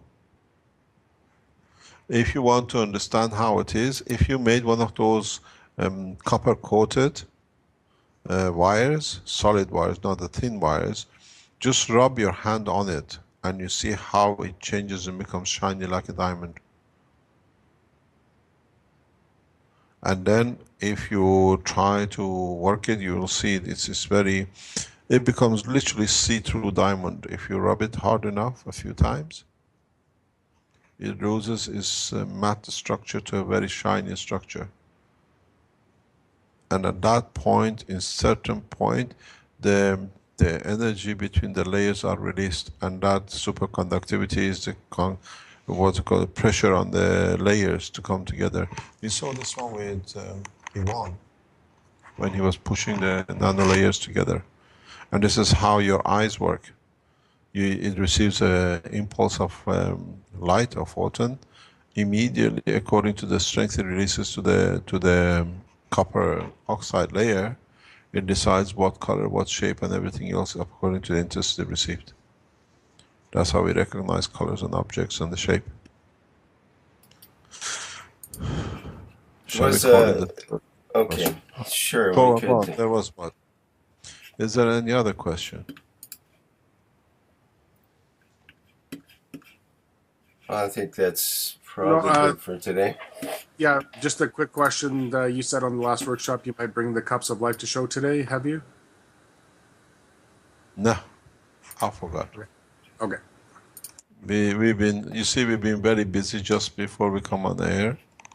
We had a birthday party lunch, so that was a technical problem. No, we should. The thing is, we have a lady who looks after us here in the park, in the house. So yesterday was her birthday show. She what do you call it? Made all sorts of things for us to celebrate her birthday. She's an asset to us because she looks after everything to do with the foundation, everything in the background. Strange enough, she's from Ukraine. Yeah. Beautiful lady. She's there for all of us. Yes. Is there any other announcements or things we should no, talk we don't about have before any we wind up? No, but now you know how we are and what we do. But Monday is a national holiday in Italy. We still carry on, hopefully, with the Chinese program if we do. And after next week, we all break up more or less. Arman is flying back to report back to, what do you call it? To America. he has to go and see to his wife. He's sick. He's so badly sick. And Marco is sick too, and Elia is sniffing. We all got. Oh, Brad hasn't got it yet. We give it back to the American. It's a chain reaction. By the time he goes back to America, he'll carry it for the rest of the military. We'll see if he will catch. Maybe when they are sick, they will be good. Secret weapon, eh? Secret. I've never Okay. seen Armin. I've never seen Armin so innocent. He's so sick. Well, that's another factor that's interesting. We can talk about at another time. It's similar to when you lose your eyes, you become more sensitive to certain things. When you get sick, you actually become more aware and awake in certain ways too. I think he's got a comment to make. Do you want a comment? Maybe Armin is here. He has to say. No, we don't give him the microphone. We all catch Cold then. No, thank you. Everybody will catch. Let's catch the whole world. That's probably what's happening. Is the microphone is the culprit among all this. Anyway. You have one question, Mr. Kesh, on the delivery of the CO2 kits. Have they all gone out? We had a problem. A large number were given to UPS. They came back and are resent out again. And I think about 60 or 70 left to go out next week. We complete our order from here. And after that, after second week of December or third week of December, Keshe Foundation delivery of the CO2 units starts from China.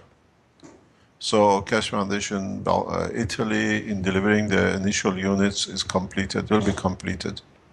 Whatever order comes through till that time, we should be able to meet. But I spoke with the guys in China this morning. It's a totally new kit, new version, and then we're waiting for the Italians to produce theirs. But we are more or less by next Friday, we should be able to complete and close the delivery from Italy altogether. There are about maybe 20 which went to the delivery yesterday, but it came back for a stupid reason again here in Italy. But we try again on Monday, is a bank holiday. What do you call it? We should be completely done by next Friday. Whatever comes in, and after next Friday gets transferred to the delivery of the people in China. So for now, we'll just tell folks to hang in there for a couple of weeks, and if they still don't receive it. No. It's all gone out. It takes up. We had to change the delivery, company in a way. The whole thing had to be redone. The boxes came back. It had to be readdressed and reposted. If you received a UPS number for delivery and you haven't received it, send an email back to us. It means that the goods are still with UPS. If you have not received the UPS number and your order goes, I think, till the 22nd, 23rd of November, goods are all out by now. So whatever is left from 23rd of November, which whatever it is to go, then it'll be completed by next Friday. Because we shut down next Friday and all the operation goes down to China. Okay. People can still order, right? Oh yeah, we don't stop. We don't announce anything till next week. I was speaking to the guys in China today, this morning. They are doing a new video to explain the process. They are doing their own promotion. Everything else is done. It's totally new structure. It's totally different. But we have to wait till they're ready. They do their tests in the next few days. And then we have we announce it and see where we go. There are huge changes in, in the design. Totally, you will not recognize it from the original one. But the original one had to be put out to show that we can deliver the system and what the system can do. The new ones are very much ready for the CO2 to be used for different applications afterwards. Most of you, some of you have already spoken to the guys who are manufacturing it in China, so you know who we are talking about, and they were here last week. You spoke with them. Yes, that was an interesting conversation. Yeah. Mr. The Keshev, first batch, let me explain to you. The first batch next week is starting is 100,000 units. Then you know about this, the system is going. The batch after that runs to 1 million. We think by end of January or February we should complete that. This is not. We will go beyond limit of what is known and what it is. And our promotion and I was told advertising organization has been set up and already are working for this to be put out in heavy way in China and around the world. You will see this. We'll give the name of the company when it's done, and then you know exactly. But Keshe Foundation has become part of the, what do you call it, production and marketing they do. We just give the technology. And hopefully after that, very soon, you'll have the portable energy units. They're working on it. We support here. We see what happens. And as of next week, I think, or the week after, yeah, Dr. Elias told me. So this is something I've been using for 10, 15 years now. It's becoming part of the, what do you call it, production line of the Keshe Foundation medical section for pains of all sorts. I didn't want to market it, but Dr. Elias' idea was we have to do it, so now it's gone into production.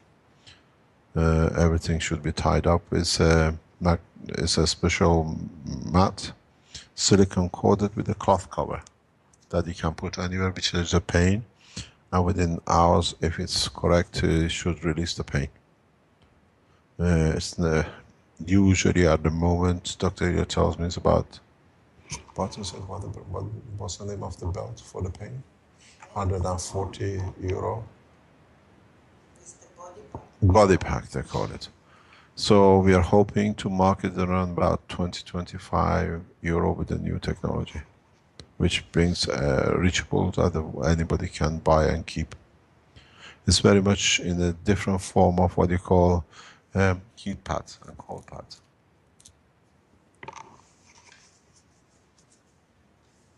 And as I said, maybe we can get more information on that in the next workshop. we'll give you the details as it comes from China.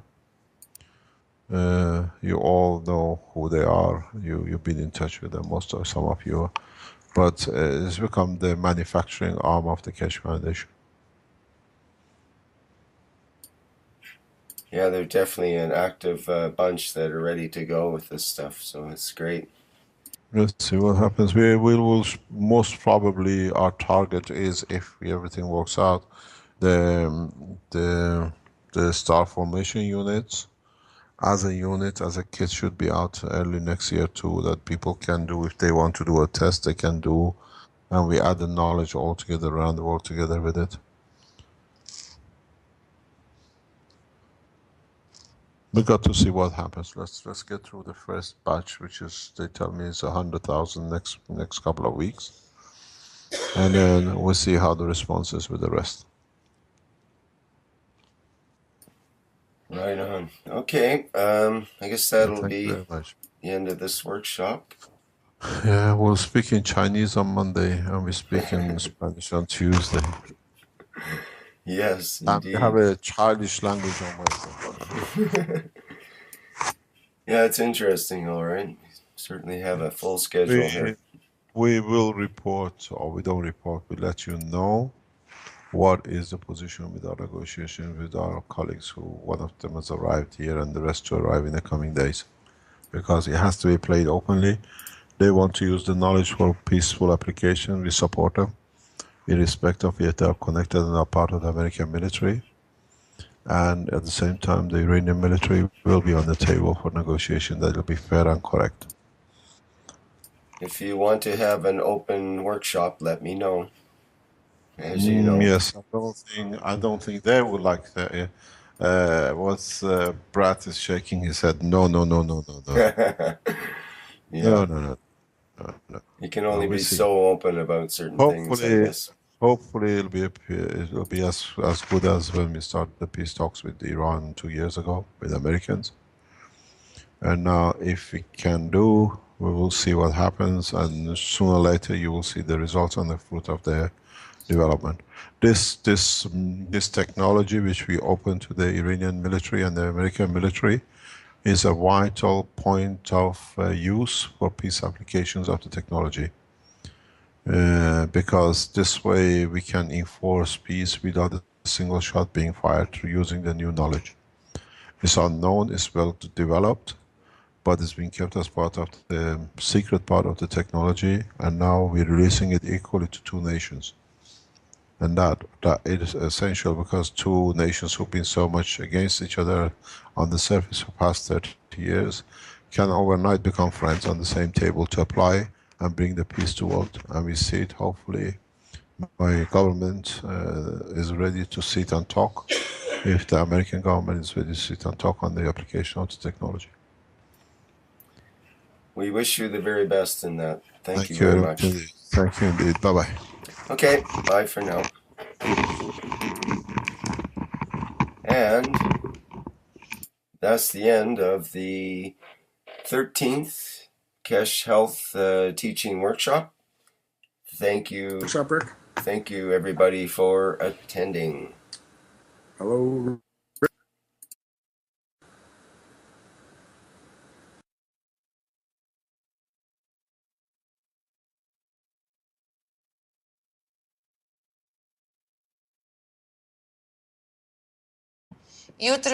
Left uterus form additional part with the signal to the similar part of the thalamus and the similar part of our brain, what is the left. And of the red line in the right eye, we have again an additional part of signals to the same part of our brain. And actually, that is happened because these two eyes, what we have, supposed to be one, but actually we have two, because the information from environment, it's a lot, and the nature separates our eyes to two to be able to accept huge amount of information and to send to the brain, and the brain transcript that information what eyes accept from our environment. They are actually like receptors for fields from environments and transcend the information like a fields to our brain. Okay, next slide, please.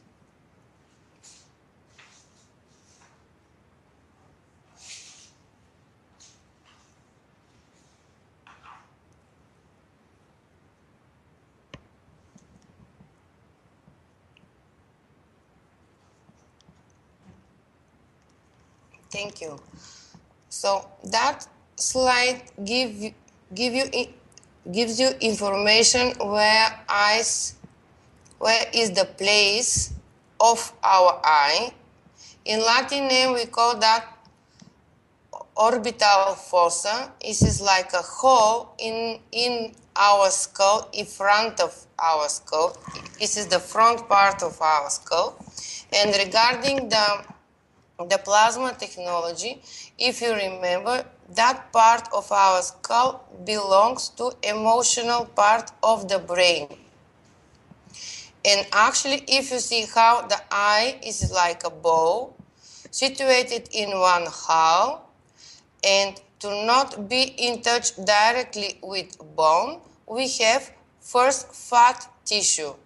And that fat tissue makes sure that the ball will be safe inside. Actually,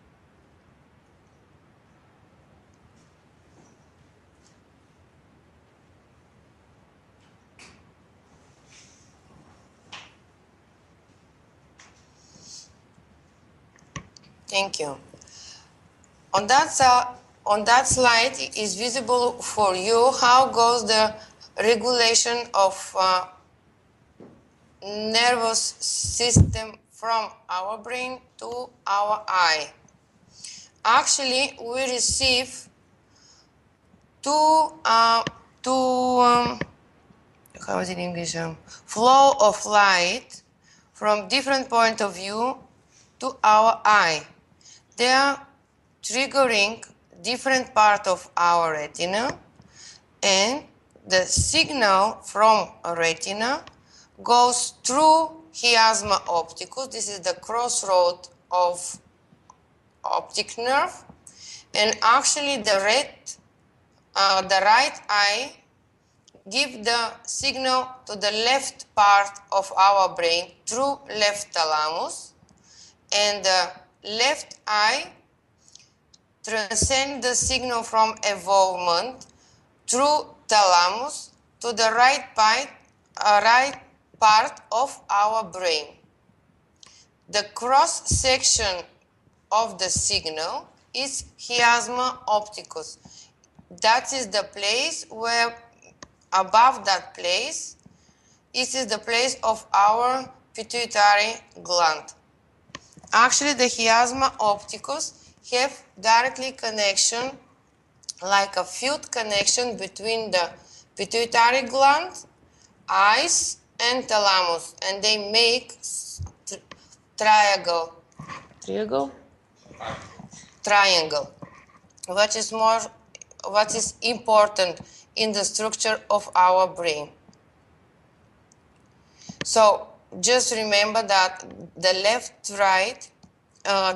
eye gives the signal to the right side of our brain, and the right eye gives the signal to the left side of our brain. This is the main part. But actually we have additional parts, and they are directly to the cerebral part of the brain. On the right picture you see with green color from the left eye.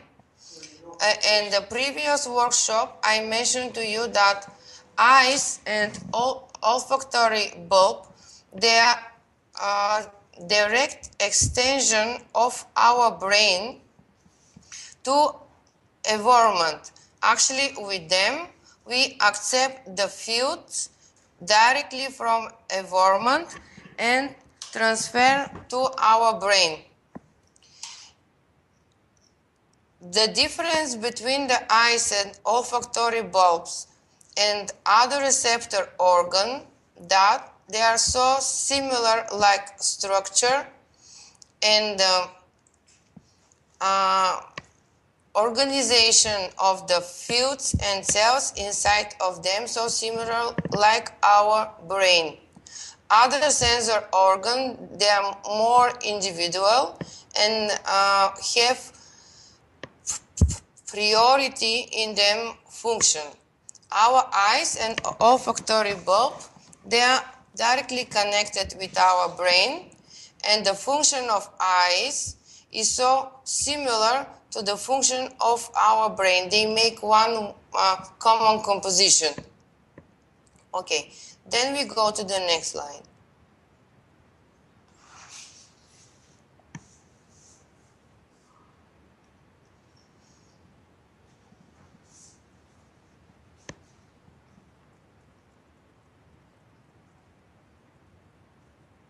Okay, thank you. With that slide, I want to show you that the eyes is direct extension of our brain, and actually the nervus opticus, you see like a white tube connecting between the brain and eye, generate from thalamus. The main nucleus from where start in innervation of our eyes is thalamus. And how you saw in the previous slide, the seat of our eyes, retina, is from thalamus. Then the structure grow from inner side to outer side and organize different part of our sensor organ eye. Okay, we go to next slide. Okay, welcome everybody to the 13th Kesh Health Teaching Workshop. And this workshop will be concerning the interaction between the eye and the thalamus. and Dr. Elia Kostova will give us a description of the eye in a medical way and take us on a visual tour of the eye as we see what makes that up. And that'll be followed by a discussion with Mr. Kesh of the Kesh Foundation at the Spaceship Institute on how the eye interacts with the feeling part of the brain and the thalamus. Okay, let's go through now to the Spaceship Institute and speak with Dr. Elia Kostova. Are you there, Elia? Are we ready to go? Hello, everybody. Can you hear us? Yes, very well. Okay. Hello, it's me, Elia. It's nice to be with you and the third workshop of the health regarding the eye and connection the eye with thalamus. We start with the first slide.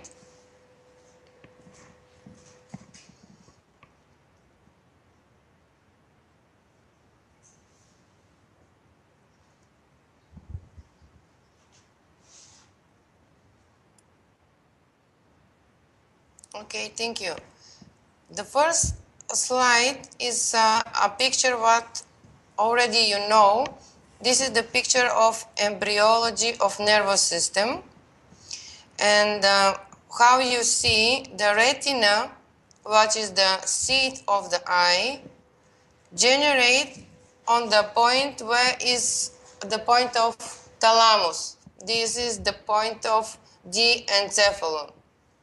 And when you see on the chapter of the left side, where is the area of the encephalon, thalamus related with function of the optic and auditory neurons. So actually the thalamus is the main regulation system of our eyes. The whole of bone make some kind of core. Inside of that core you have fat tissue, what give you, how is it in English? To be protected the ball, eye, and is inside of the fat capsule you have your eye. And the structure of the eye is so soft, and because of that need to be protected from bones, from fat, to not be in touch directly with bone. On the upper side, you see is like a small clothes organized in structure. This is our lacrimal gland. And through the lacrimal ducts, that gland have a function to make a moist around the eyes. And on that sense, it is again protective system of our analyzer to not become dry. And also, you know that the water is a conductor, so through the water, our eye is more easy to accept the fluids from environment. And because of that, our eyes, they're all the time moist, they are not dry. And if they become dry, this starts to have a difficulty in vision and accepting the fluids from environment. Okay, around the eyes, which they're supposed to move, we move our eyes, actually is nearly of the on the half of the sphere, like parameter, and that is because we have several muscles where they are supporting the movement of our eye.